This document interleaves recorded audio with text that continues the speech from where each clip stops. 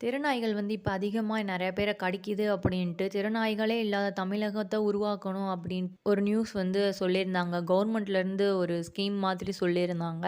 அத பேஸ் பண்ணி இந்த வாரம் விஜய் டிவில "நீயா நானா" ஷோல பார்த்துட்டீங்கன்னா, தெருநாய்கள வந்து ஆதரிக்கிறவங்களும், அத எதிர்க்கிறவங்களும் இந்த மாதிரி கான்செப்ட்ல வந்து "நீயா நானா" ஷோ நடந்துச்சு.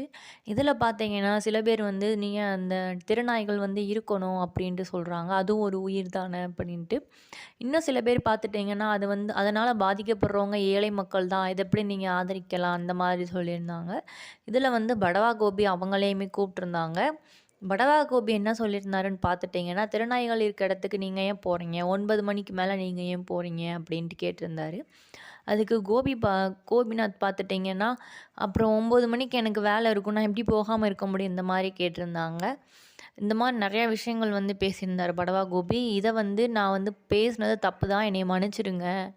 நான் வந்து அந்த மீனிங்ல வந்து சொல்லல.